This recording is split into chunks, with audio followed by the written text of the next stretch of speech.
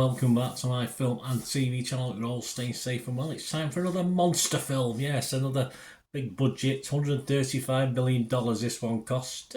Yeah, I can sort of see where the money went. I don't think it went on the actors, that's for sure. But when I look at something called Godzilla X Kong or V Kong or with Kong, the new empire. So we're going to look at that today. Please, if you're new to the channel, push that subscribe button, push the bell notifications, everything film and TV. Reviews like this of films, big films, small films, independent films, and of course reviews of TV series, information vlogs, lots of different things on the channel. And just have a good look round. And you also see stuff on my football team, Manchester City, as well. So if that's any interest, if it's not, but you know someone who might be interested, please point them in my direction. I'll be very, very grateful. And if you give us a like, guys, give us a like if you like Godzilla and Kong, and give us a like if you like my feeble efforts to inform and entertain on this review. Right, American monster film directed by Adam Wingard. Sequel, of course, to Godzilla vs. Kong back in 2021. And the fifth film in the Monsterverse franchise. This is Wikipedia, so if it's wrong, blame them. I'm not going to go into any great analysis of whether I can check which one it is. It's also the 38th, again, take their word for it, film of the Godzilla franchise, and the 13th, unlucky for some, in the King Kong franchise. Yeah, I've always loved King Kong as a kid. That was one of my favourite films.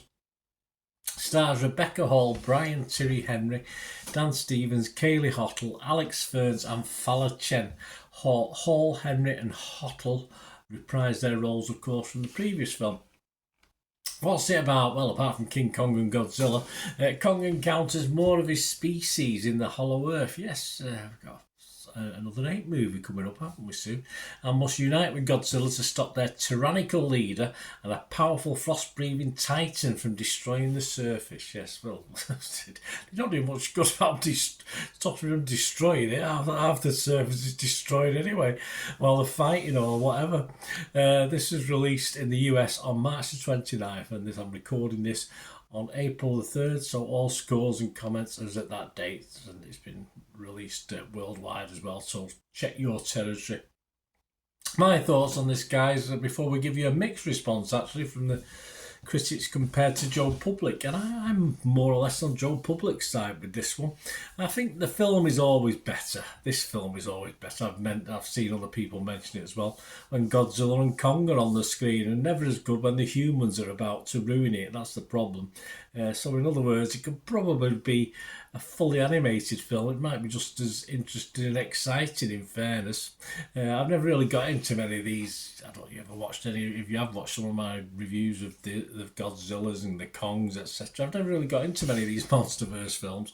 But for me, I did enjoy this one. I don't know why. I perhaps was in the right frame of mind. But from a monster point of view, it was very enjoyable. Though the human element is a little bit far-fetched, but the adventure side of it is full. You look at it as a human adventure, and it's not taking itself too serious, which it does from time to time. It's okay, but it's all about the monsters and the monkeys and the apes that are involved in this as well, and the moth, of course, and various other creatures. I just wish, while protecting us, they'd watch what they stepped on. Really, even Godzilla, when he's protecting us, walking around, takes half a city out with him. Rome's a right bloody mess, and those pyramids are not such a wonder anymore, unfortunately. Anyway, that's by the by. When we get to the Monsterverse, we get to about another 30 films down the line, there won't be anything left of the surface of Earth, I don't think, and I don't know how many humans will be left either.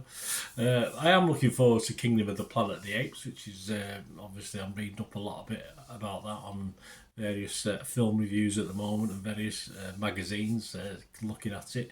And this was a nice warm-up because there's some good sequences involving ape on ape action, if you know what I mean. Right, yes, my scores on this, I've got to be fresh, I've got to be positive, and I think this is the highest score I've ever given one of these monster movies in recent times. I mean, of course, things like the original King Kong and stuff, I want to give high marks for, and probably still do to this day. But I'll give this a 7 out of 10, which is very good. But let's have a look at the negatives. There are some negatives on this, so and I like to give you a cross section. Rotten Tomatoes, only 54% positivity on this out of 193 critics. 5.6 out of 10, so just a little bit below what we like to see, at least that's 6 out of 10. 104 fresh, but 89 rotten. So more fresh than rotten, but pretty close. The consensus: come to Godzilla x Kong, the new empire, for the sheer monster mashing spectacle. Yes, it's a monster mash. And stay for that too, because the movie doesn't have much else to offer. Well, I think that's because of the human element, I think, which I've talked about. Metacritic only give it 47 out of 100 based on 49 critics. But Jane Crowther from Total Film at least give it 60 out of 100. She said, frankly, if you're buying a ticket purely for the behemoth battles, then you'll get your money's worth. Yes, that's what I'm saying. Take your pick from a trippy rumpus that defies gravity, a Copacabana beach off here. Even Rio de Janeiro gets it, but I noticed the Christ statue survived. Some Planet of the Apes-esque monkey business. Again, sometimes I don't read these, but before I copy and paste them, so yes. And a literal dust up at the Egyptian pyramids. Well, there's not much left of those pyramids, that's for sure.